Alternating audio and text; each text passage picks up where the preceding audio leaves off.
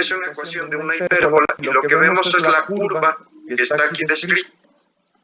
Entonces, en esa curva podemos ver para fines prácticos como si tuviéramos dos comportamientos diferentes. Al principio, lo que tenemos es prácticamente una línea recta. Es decir, tenemos una cinética de primer orden, depende casi de manera directamente proporcional de la concentración de sustrato, y poco a poco va modificándose esa recta para llegar finalmente a una curva completamente plana, en donde, aunque aumentemos la concentración de sustrato, ya la velocidad prácticamente no cambia. Y entonces llegamos a lo que conocemos como la velocidad máxima, es cuando la enzima ya se satura y no puede trabajar más a prisa. Y en ese caso ya estaríamos ahora en una cinética de orden cero. Es decir, ya la velocidad de la reacción es constante, aunque se modifique la concentración de sustrato. Entonces, la curva que nos describe estos dos comportamientos es la curva que está indicada aquí abajo. Y tenemos dos parámetros cinéticos importantes que considerar en esta ecuación. Uno es la velocidad máxima y el otro es una constante que llamamos constante de Michaelis-Menten.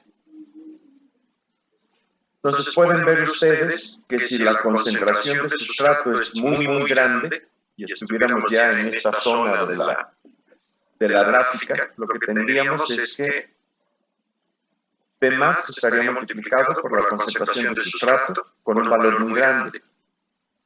Y abajo, en este cociente, lo que tendríamos es un número, la Km, sumado a un número muy grande.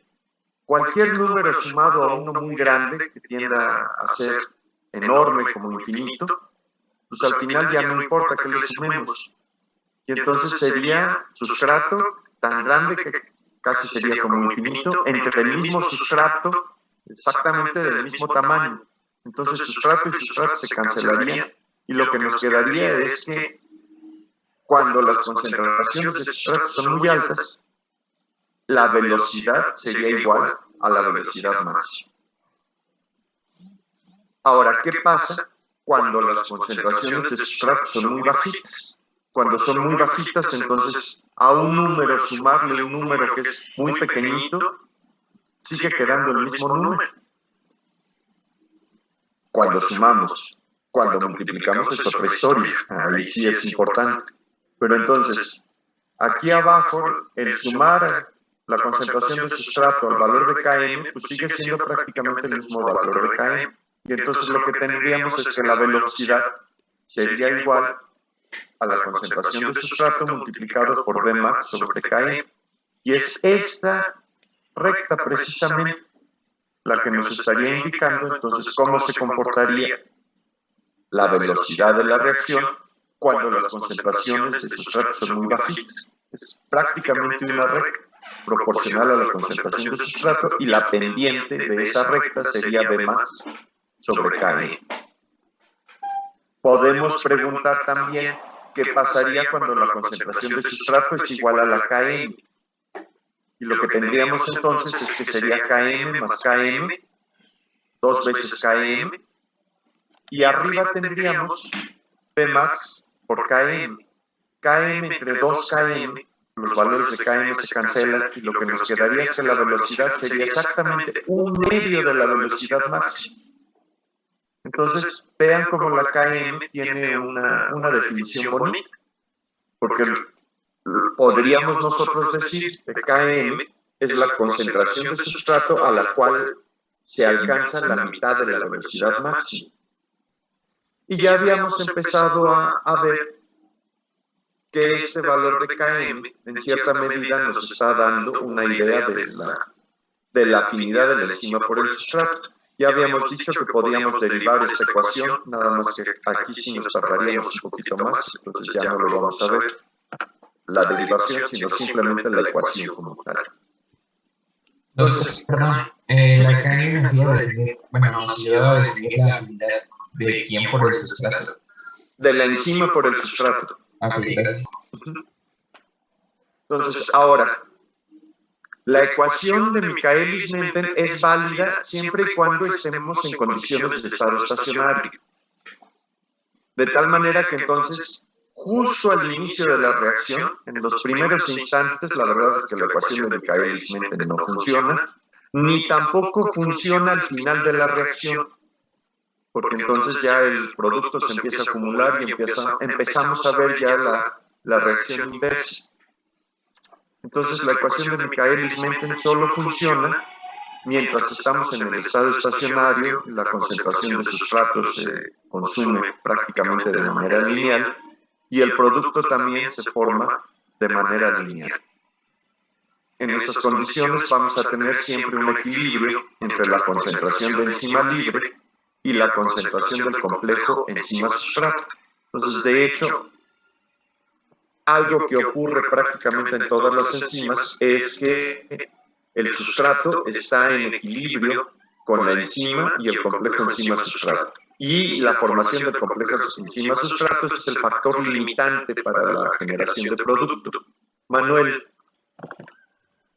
Sí, creo que de hecho mi pregunta iba como relacionada a lo que acaba de decir, doctor, y era si esta parte de la ecuación, esto que están mencionando, está directamente, o bueno, tiene alguna relación con la curva que forman las enzimas, que hay un punto máximo y luego vuelve a bajar. Luego, ¿se me explicó? Ok, pero entonces te estás refiriendo ya a cuando cambiamos el pH o cuando cambiamos la temperatura. Sí, cuando... forma de campana. Sí, le iba... Ajá, sí, básicamente sí tiene relación alguna. Estrictamente no, pero vamos para allá. Bueno, sí hay relación, pero no es tan directa. Ok, de hecho espero llegar hasta allá. Ok, entonces, a ver. Decíamos entonces que la Km es un indicador de la afinidad de la enzima por el sustrato. Y era importante considerar que es una medida inversa de la afinidad. Es decir, mientras más pequeñito sea el valor de Km, mayor va a ser la afinidad. Mientras más grande sea el valor de Km, pues menor va a ser la afinidad. Y entonces, en esta tabla, por ejemplo, nosotros tenemos diferentes enzimas, los sustratos correspondientes y diferentes valores de Km. Entonces, ¿cuál sería, por ejemplo, la enzima que tuviera la mayor afinidad por su sustrato? ¿Cuál de todas esas me dirían que es? La exocinasa con la de glucosa. Ajá. Entonces, el valor más pequeñito de Km lo tiene la exocinasa con un sustrato en particular, con la glucosa. Entonces tiene el valor más pequeñito de 0.05 milimolar o 50 micromolar. Ojo, la exocinasa tiene 3 valores de Km, es decir, puede usar ATP como sustrato, porque es el que va a fosforilar a la glucosa, pero si le damos fructosa, también es capaz de utilizarla y fosforilarla también en presencia de ATP, solo que lo hace con mucha menor eficiencia. O sea, entre más pequeñito sea el número, más afinidad tiene. Ajá, exacto. Porque lo que estaría indicando, de hecho, es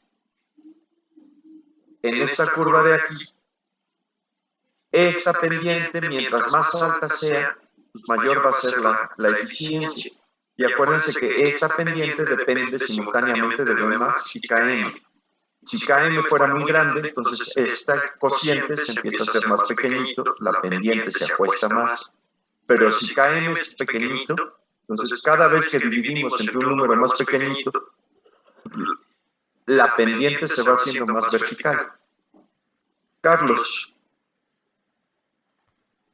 Sí, pero es que se me acabó de igual esta data. Si tenemos una concentración de sulfatos más alta, ¿qué pasaba? Nos acercamos entonces hacia los valores de Vmax, hacia la saturación de la enzima por el sustrato.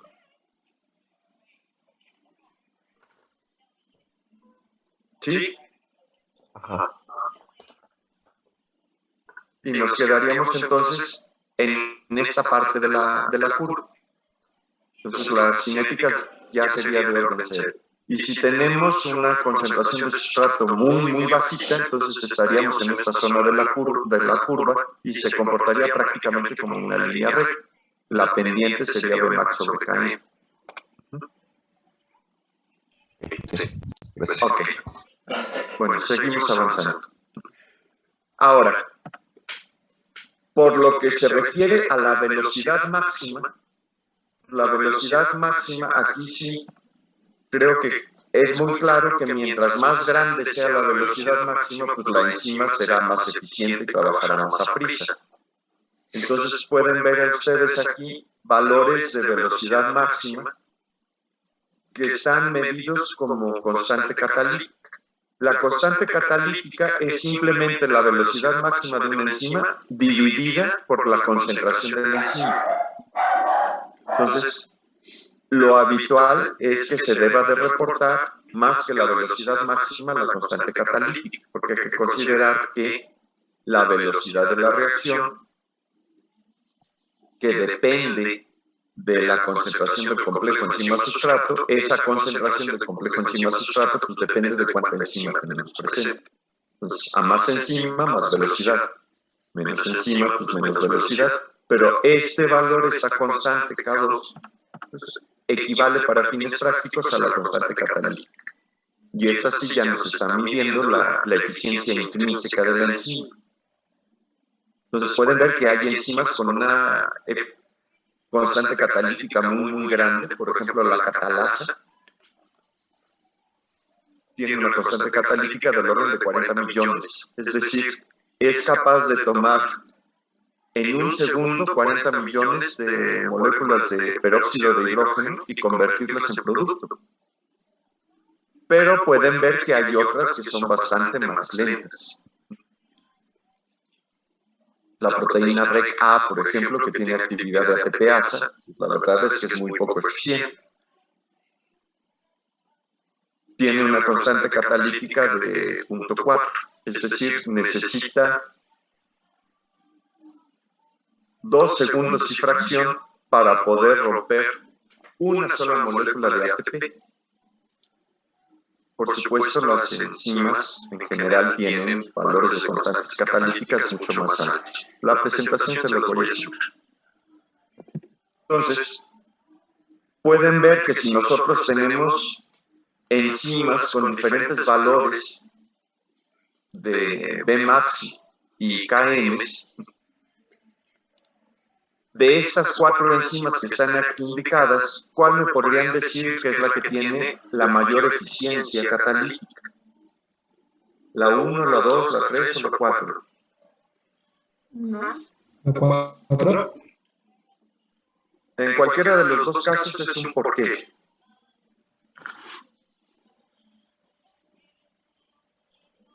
Sería la 4 porque tiende a ser más vertical la línea.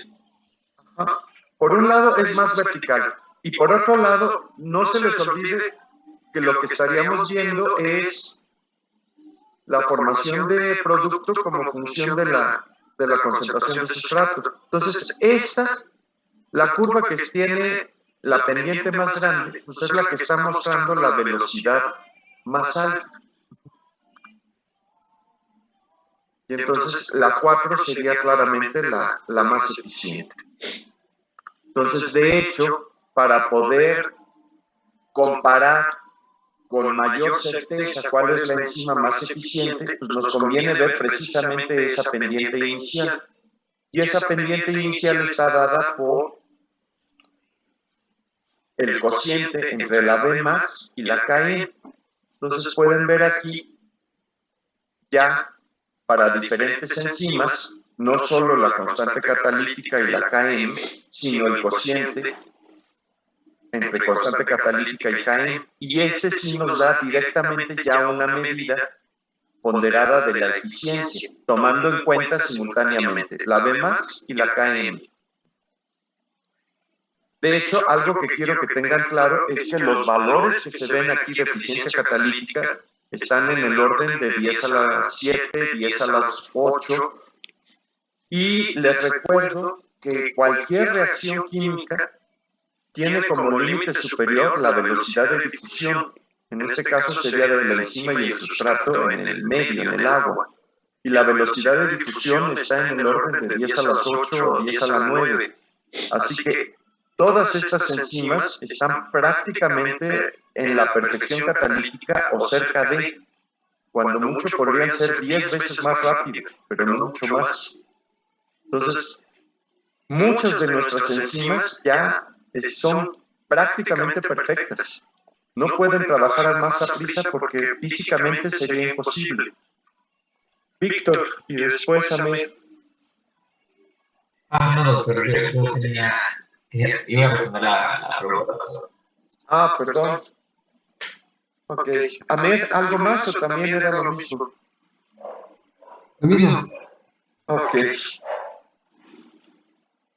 Bueno, hasta aquí vamos bien, ¿verdad? Sí, doctor. Ahora, ¿sí? Como la ecuación de Michaelis-Menten es una hipérbola, a veces para simplificar su interpretación y su uso, la ecuación se manipula y se modifica. Una de estas manipulaciones es lo que conocemos como la ecuación de Line-Weaver-Burk. Es simplemente sacar los inversos de la ecuación de Michaelis-Menten. ¿Quieren que veamos cómo se obtiene esa ecuación o me creen que esa es la ecuación de Line-Weaver-Burk? Yo confío en usted. Hay que verlo. Perfecto. Ojalá no sean muchas fórmulas. Yo le creo, pero igual hay que ver. Bueno, ok. Lo vemos rápido.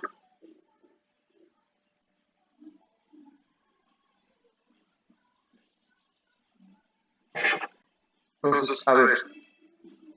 La ecuación de Michaelis-Menten lo que nos dice es simplemente que la velocidad de la reacción es la velocidad máxima por la concentración de sustrato, dividido entre una constante, que es la constante de Michaelis, y se suma la concentración de sustrato. Esta es simplemente la ecuación de Michaelis-Menten. Si a esta ecuación le sacamos inversos, entonces yo considero aquí que esta velocidad de la reacción está simplemente dividida entre 1. Yo puedo voltear la ecuación literalmente como si la pusiera de cabeza. Y entonces, esto que está aquí abajo, pasarlo para arriba. Esto que está aquí arriba, pasarlo para abajo. Y de este lado igual. Lo que está KM y sustrato, subirlo arriba, y Bmax y sustrato, subirlo abajo. Y escribirlo como si estuviera al revés. Como si lo viéramos de cabeza. Entonces, ¿qué tendría? 1 sobre velocidad sería igual a Km más sustrato dividido entre Bmax por sustrato. Aquí tengo sustrato abajo y sustrato arriba. Nada más que se están sumando. Pero yo podría poner esto. Km sobre Bmax multiplicado por 1 sobre la concentración de sustrato. Y sería el primer término, este de aquí. Pero me falta el otro. Tendría que decir además más la concentración de sustrato entre Bmax por sustrato. Pero sustrato está arriba y abajo, así que se cancela. Y entonces al final lo que nos queda es una ecuación que dice lo siguiente: el inverso de la velocidad de la reacción va a ser igual. Una constante, que sería Km sobre Bmax. multiplicado por el inverso de la concentración de sustrato, más el inverso de la velocidad máxima, porque en el último término la concentración de sustrato se canceló. Y si se fijan, esto es como si fuera la ecuación de una recta, en donde Km sobre V max es simplemente la pendiente, el inverso sería si 1 sobre V es Y, 1 sobre S sería X, y 1 sobre V max sería B, y entonces nos quedaría una ecuación del tipo Y es igual a MX más B, una ecuación de recta. Si regresamos a la ecuación de Lineweaver y Burke, ya puedo dejar de compartir, ¿verdad? Sí, doctor. Perfecto.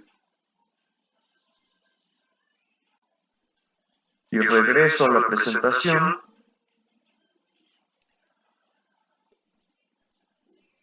Pues es exactamente lo que tengo.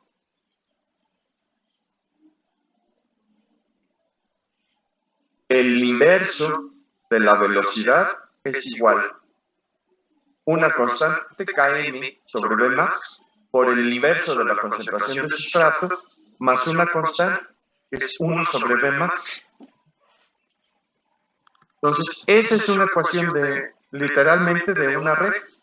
Y entonces, si yo grafico, en lugar de velocidad contra sustrato, grafico el inverso de la velocidad contra el inverso de la concentración de sustrato, la ecuación de Michaelis-Menten se convierte ahora en una recta.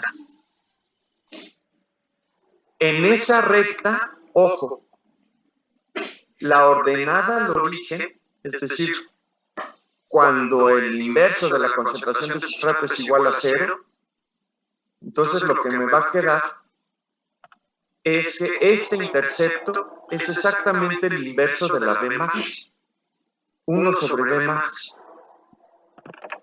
Y después yo puedo jugar con esta misma ecuación y preguntar, bueno, ¿quién es este intercepto? Para eso lo que necesitaría ahora es que el inverso de la velocidad sea igual a 0. Y para que esto sea igual a 0, entonces necesitaría que estos dos términos de la ecuación, Km sobre V max por el inverso del sustrato, sea igual a 1 sobre V max. La única manera en que eso puede ocurrir es si el inverso de la concentración de sustrato es precisamente 1 sobre Km, y además con el signo negativo, por supuesto. Entonces, cuando el inverso de la concentración de sustrato es el inverso de la Km, entonces estos dos términos se cancelan y lo que nos quedaría es que este intercepto es el inverso de la Km y este otro intercepto es el inverso de la V max. Entonces, gráficamente yo puedo ver cuál sería exactamente el valor del inverso de la V max y cuál sería el valor del inverso de la Km. Y una vez teniendo estos dos valores, pues simplemente matemáticamente los vuelvo a invertir y ya tengo el valor de V max y el valor de Km. Entonces, lo bonito de esta ecuación o de esta manipulación de la ecuación de Michaelis-Menten es que yo puedo gráficamente saber cuál es el valor de V max y cuál es el valor de la Km. Bueno, de los inversos de V max y el inverso de la Km. Entonces, es la única utilidad que tiene realmente poder visualizarlos de manera gráfica. Y además, cuando uno utiliza inhibidores, pues los patrones de las rectas y los puntos de intercepción también cambian. Entonces, si estudiamos una reacción donde tengamos un inhibidor, por ejemplo, que compita con el sustrato por el sitio activo, a ese inhibidor le vamos a llamar competitivo. Si ambos compiten por el sitio activo, es obvio que cuando el inhibidor entra al sitio activo, pues el sustrato no va a poder entrar, y en esas condiciones no hay reacción. Solo hasta que el inhibidor se sale del sitio activo y entonces el sustrato tiene chance de entrar. Si yo quisiera poner esto en una reacción, pues lo que tendría es que la enzima puede tomar el sustrato, formar complejo enzima-sustrato y formar producto. Pero cuando hay inhibidor, forma un complejo enzima-inhibidor, y mientras esté el complejo enzima-inhibidor, pues no va a haber reacción.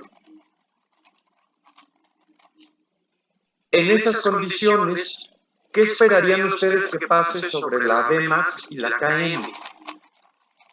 ¿Qué pasaría con este inhibidor si yo aumento mucho la concentración de sustrato? ¿Qué pasará con la reacción? ¿Se llevará a cabo, sí o no? No, va a disminuir. Bueno, no se va a llevar a cabo porque pues se está inhibiendo y no va a haber una reacción simultánea. ¿Todos están de acuerdo?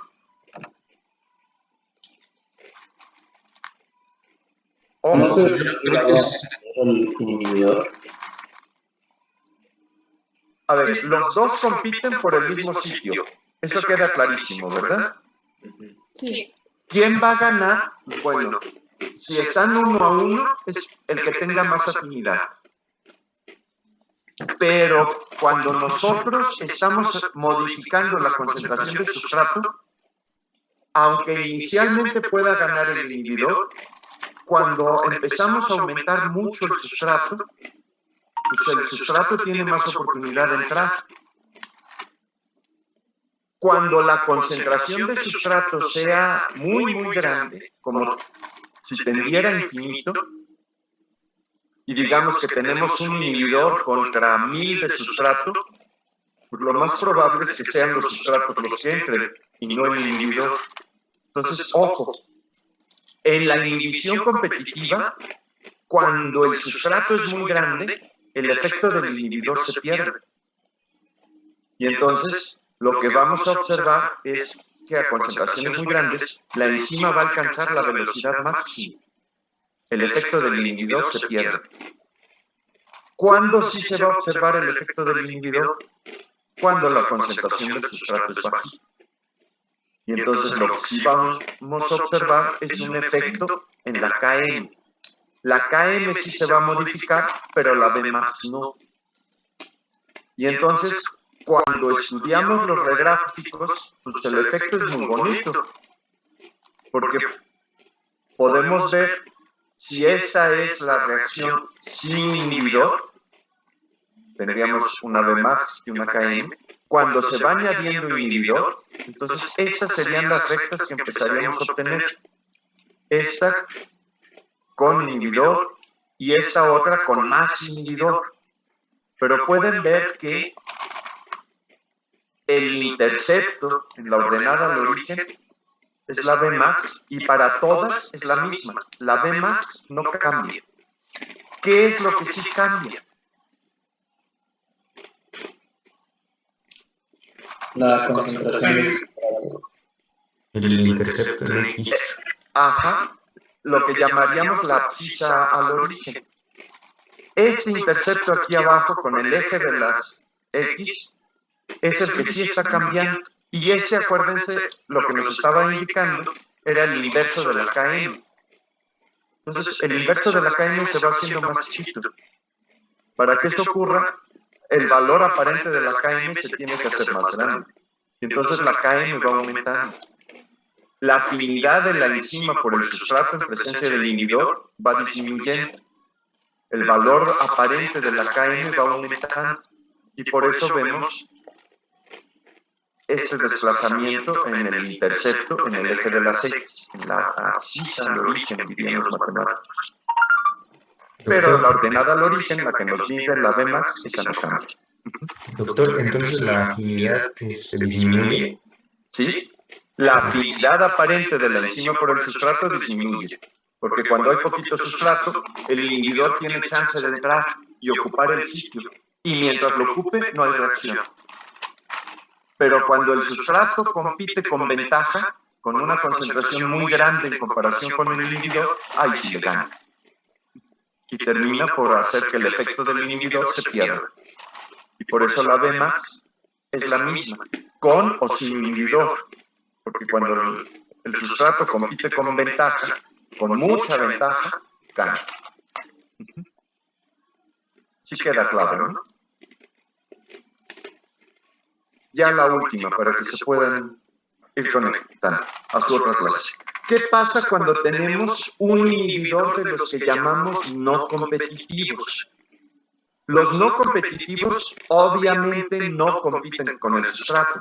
¿Qué quiere decir eso? Entonces el sustrato tiene su sitio de unión, el sitio catalítico. Y el inhibidor no competitivo tiene un sitio de unión distinto, exclusivo para el inhibidor. Aquí no interviene el sustrato. Pero ¿qué ocurre cuando hay inhibidor? Que no puede haber reacción. Es decir, se tiene que modificar algo del sitio activo de tal manera que ya la enzima no pueda hacer reacción. Acuérdense que la enzima necesitaba flexibilidad, pero si llega un inhibidor y impide que la enzima se pueda mover, entonces no puede haber reacción. Los esquemas de reacción lo que nos indicarían es que la enzima puede unir al sustrato, puede formar complejo enzima-sustrato, pero si hay inhibidor, se forma este complejo enzima-inhibidor-sustrato y no hay reacción. Y además el inhibidor se puede unir aunque la enzima esté libre. Forma complejo enzima-inhibidor y no hay reacción tampoco.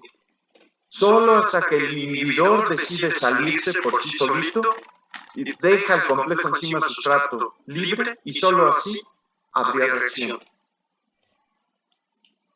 En esas condiciones, si aumentamos mucho la concentración del sustrato, ¿habrá inhibición? ¿Sí o no? Sí, ¿no?